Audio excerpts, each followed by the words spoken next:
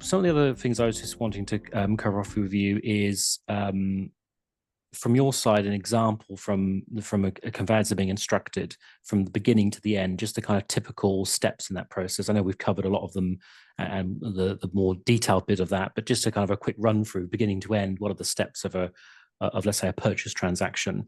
And then as we come to the end of that, just maybe an idea of the typical cost of a purchase, and when we can use, I don't know, 300,000 as a typical price. And let's say it's leasehold, just to kind of cover off more variables.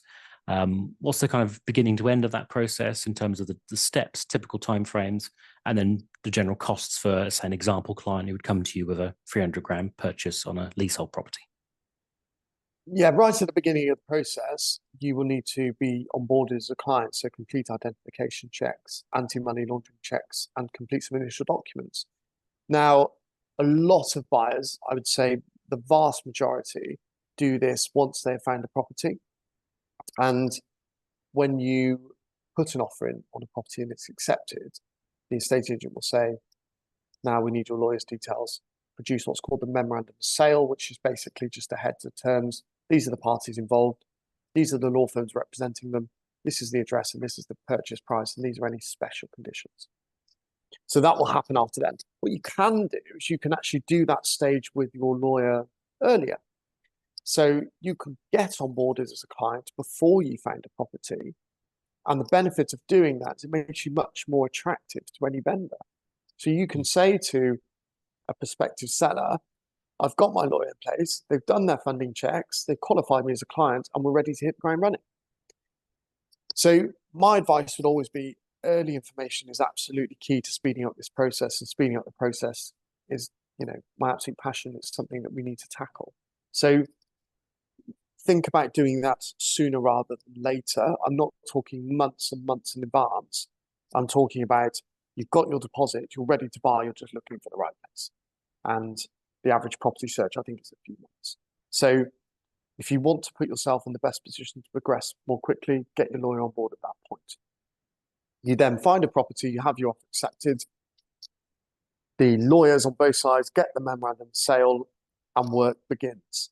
So because you've now been onboarded as a client very quickly and very early, the law firm can take some money on account, and that money will be for searches. So if it's us, for example, our searches are £350, we would ask you for that at that point because you're a qualified client, and we get those searches ordered. Searches can take anywhere between 2 and 12 weeks, depending on the local authority. And we need to kick that process off as early as possible. It shows the vendor we're really serious. Now, whilst that's happening and those results, we're waiting for them to come back, your lawyer's not sat there doing nothing, which is good. They're progressing lots of other areas of the process and the property. So we'll be asking questions to the seller solicitor about some of the things that you want and that's important. Could be around fixtures and fittings, for example. We will download and have a look at the title and the register. So we'll have a look at any defined boundaries on that title to make sure that you're buying what you think you're buying. And that's, a common issue that comes up more than you might think, especially with flats, and the register for any restrictions or covenants. We'll then get some responses from the seller solicitor. If it's a leasehold purchase, we will have a look at the lease and start to build a picture around that, and maybe raise some initial inquiries, get some more responses from the seller solicitor, get the search results back, maybe raise some further inquiries and get some responses. In the background and independent of us, you might want a survey. We would always recommend you do have a survey, and that will be happening hopefully as early on.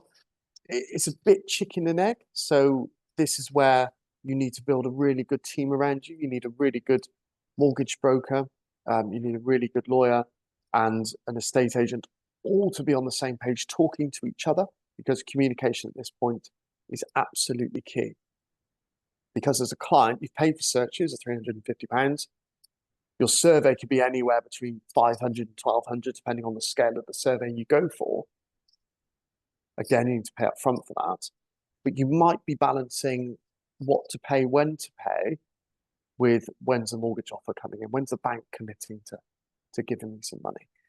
So we will help guide you through that. Your mortgage broker will help guide you through that as well, and set expectations, because I genuinely believe you will not get an angry party in the process if everybody knows what is going on, where you are, and why you're there, and what's going to happen next.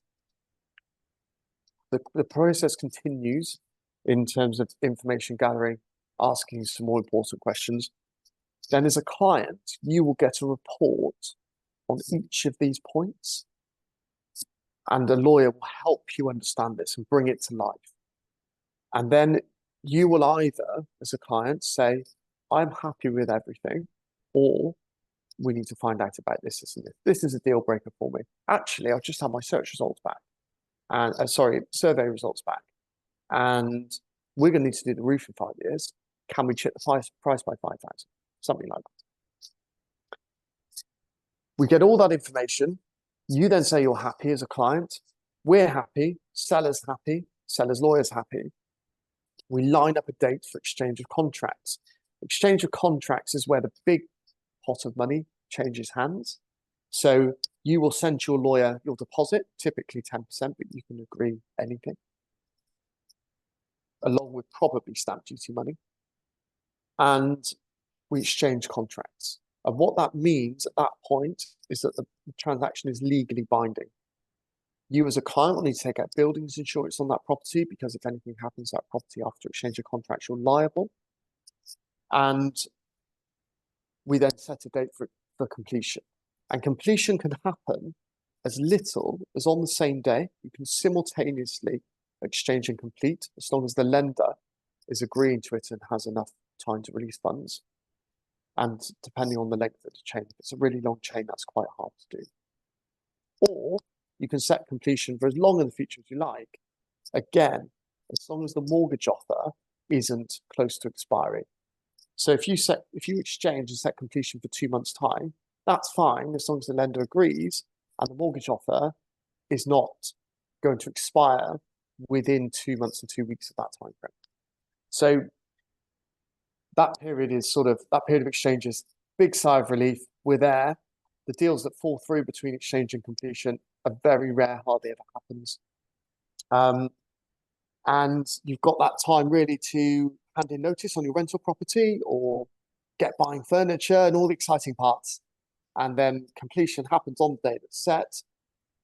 The lawyer will receive mortgage money.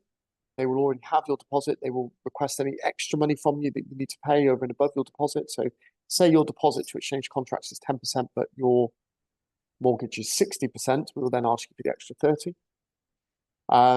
We will get all the money together, which equals the purchase price. We'll send that to the seller's lawyer, and we'll pay the revenue their stamp duty, and we'll pay the land registry their fee to register you on the property as the new owners. And that really is the main part of the process. Right. Okay. And if you were looking at an average, let's say, 300 grand property, and it was a leasehold, what are some of the typical costs in, let's say, a relatively straightforward transaction in regards to that a client would look to consider? Yes, it's a great question, and one that's really important. So as a first-time buyer or a house mover, you do need to be aware of all of the costs involved. So your mortgage broker will charge a fee. If you're selling, your estate agent will charge a fee. You will probably need to get a survey done. That comes at a cost. You will need lawyers, stamp duty, land registry fee, and removal costs as well. So you need to get quotes and do your research on every single part of that, and build a picture of, right, this is how much it's going to cost me. This is how long it's going to take me to save that money. And the costs vary dramatically. So it's about weighing up service versus cost and speed, and taking all the things that's important to you in your individual scenario and building the right team around you. If you do that and you do it right, this will be a very easy transaction, a very quick transaction. If you get it wrong, it can be quite painful, quite time consuming, And this is already a very stressful time. I think we're the only country in the world that does it like this. And it's a really poor process. Um, but you can get gazumped right up until exchange. Yep. And that's hideous. It's really, really awful. You don't want to be lying awake at night thinking, am I going to lose this property? You want to get really excited about it, but you can't because it might go wrong. So building the right team around you is the most important thing you can do. From a legal perspective, you need to be looking at budgeting somewhere around £2,000. And if you do that for legal fees, you will get yourself a good lawyer who can do this for you right and do it well and quickly. A full structural survey is around 1,000. Stamp duty will depend on your own particular circumstances, depending on whether you're a first-time buyer, house mover, if it's an additional property, that type of thing. Land registry fee on the property value, do you say 300? Typically, yeah. About 140, I think, from memory. And obviously mortgage broker fee for their advice, and estate agent if you're selling as well. So package and removals, of course, packaging all that together, that's your budget. That's what you need to focus on. And when you're doing that, it will make assembling your team much easier because you're not thinking, oh no, this is £2,000 I wasn't thinking of, and therefore in my head it's extra. Well, actually, if you've considered it all from the beginning and form part of your financial planning, then picking the right lawyer will become, and the right broker will become, an easier and hopefully more enjoyable process for you. Definitely. And when you're thinking about that, again, whether it be a first-time buyer or someone who's not moved in several years, but sat here now thinking, right, well, I want to move, or I want to buy, or I want to sell. What can I do now? What are some of the upfront things a client could do to get themselves prepared before they get to the point where they're, on the phone to you trying to get you instructed, or even just before that initial phone call with you? Is there something that they could be doing to prepare themselves? Yeah, absolutely. So if you're a seller, there's lots you can do. Whatever that property has been through under your ownership over X amount of years, that needs to come to life now when you're preparing to sell. An estate agent will really heavily focus on, let's get the property ready to sell. And when they say that, what they mean is, let's buy a plant and some cushions. And I'm just trying to, exaggerate the point slightly, but they will be focusing on the aesthetics of the property. Yeah. That's really important for photographs and for viewings. And I get that. When we talk about getting ready, we're talking about all the things that the buyer is likely to ask. So they are really going to want to know, if you have windows installed in the last 5 years, how long are they guaranteed for? Have you got the guarantee? Have you had a new boiler installed? If so, was it done properly? Was the boiler company gas safe? All these types of things, electrical work. Did you get building red sign off for that extension that you built 5 years ago? All those types of things are so important. And if you're doing that later on, when you've actually got a buyer, you're chasing the tail. And that's what delays the process. If you get all this information available to hand now, then you can really hit the ground running. The other thing sellers can do, and I don't think many sellers realize this, is they can actually order searches on their property in advance. So we talked earlier about searches taking somewhere between 2 weeks and 12 weeks, depending on the local authority. Well, why doesn't the seller go and get searches? They then immediately say to their prospective buyer, here's all the information about the property you need. Oh, and here's the local authority search. And then suddenly the buyer doesn't have to wait weeks for these results. The buyer's lawyer has everything available to them on day one. And this transaction now isn't a 4-month transaction, it's a 6-week transaction. And that's really quite attractive. So the seller can do lots. The buyer, the most effective thing they can do quickly before they buy is getting their finances in order. Your lawyer, your mortgage broker, maybe your estate agent is going to ask you lots of questions about your money and where you got it from. So getting that as clean and as in order as possible, being able to preempt what questions they're going to ask and answer them before they do, is just makes their job so much easier. So doing that is really, really important. Same as if you're being gifted money. To go to the person gifting you the money and say, they don't need to transfer you the money now, but they perhaps need to get their bank statements ready because they will be asked for. To answer the question, sorry. It does, yes, it does. It does. It's about that preparation, isn't it? And as you say, using that team around you, which quite nicely comes on to, I think, probably the final question for me today, which is around how important do you see it for a client to use potentially a solicitor who's known to the mortgage broker, or a mortgage broker that's known to the solicitor, and vice versa. That connection and that kind of relationship, the broker, the mortgage broker and solicitor has, how that benefits the client in a transaction, and why that's sometimes better than using different firms who are random, who don't maybe know each other and aren't able to communicate as effectively. Yeah, it's a really interesting world, the property world and referrals. I speak to lots of property professionals, and the number one thing they always tell me is communication. And it sounds like such a cliche, but it is so true. I would say, if I was to hazard a complete guess, 50% of this process is taken up by poor communication. So you call somebody, don't answer, don't get back to you for 3 days, that type of thing. The process is stalling because of that. So the relationship aspect is vitally important, because if you have a mortgage broker that refers quite a lot of work to a solicitor, they're in constant communication anyway. So if they can deal with their existing client base with one phone call,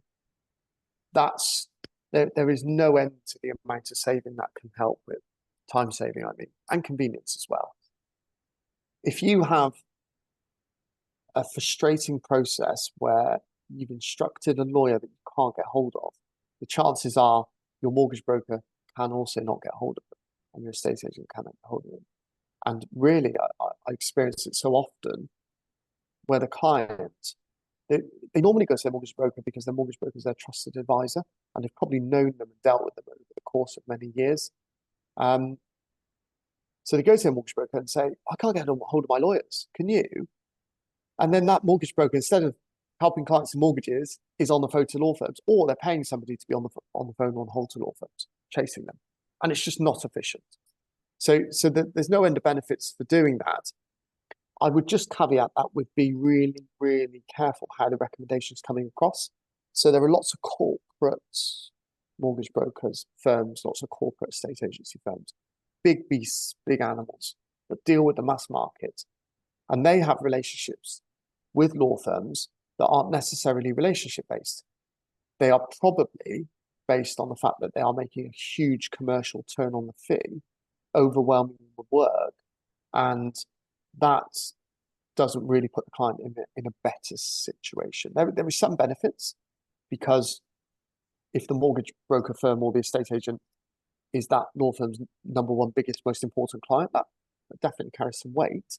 But what you typically find is that the big corporate firms go to law firms who pay the highest fee, and the ones that pay the highest fee are the ones that are buying up the first few pages of Google and other factories churning out thousands of volume. And then we get back to a situation where there are low levels of communication, poor levels of service, poor levels of technical quality, where these firms are not doing it right and getting sued. So ask the question is probably the best. Who would you recommend, and why would you recommend them? And if they can convincingly say to you, it's down to personal service and relationship, they've dealt with my personal matter, I've worked with them for many years, I know them really well, then you're on to a winner. Yep. Yep, that makes total sense. It's that communication, isn't it?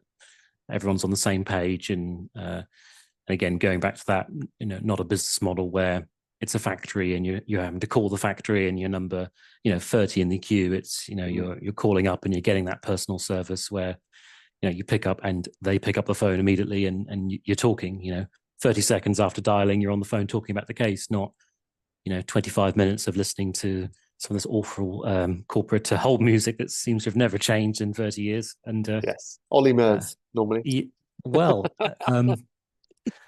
You're getting better than sometimes I get. I don't get Ollie Murs. I get some kind of old Norwich Union stuff sometimes. But then obviously the classic is you wait 25 minutes to get through, and then you get through. Oh no, they're on lunch. Right, okay. And they're always on lunch. Long lunch breaks at these places. But no, communication definitely key. And I guess that's That's a very good note to end on, as I know communication between ourselves, your Property Financial and Thomas Legal is very positive and Yes. very dynamic to make sure the clients are looked after as efficiently as possible. Chris, thank you so much for your time today. Just before we close, is there any kind of closing questions or comments you had for me, or anything you'd like to end on? I'm just really grateful for the opportunity to speak to your audience, because it's something that isn't done enough. There are so many things in our industry that we talked about today that go unnoticed. So Yeah. to get this out there and for people to actually watch this and understand a bit about what goes on behind the scenes and why it goes on behind the scenes is just going to be paramount, because education is key. As corny as it sounds, I think the better educated clients can be before they sell and before they buy, the easier the process will be. And I think we've achieved that today. So thank you. No, you're most welcome. Chris, thanks for your time. Really appreciate it. Speak to you soon. Thanks, Paul. Cheers. Thanks for watching. And if you have any questions, please ask below and hit subscribe below so you don't miss out on our next episode.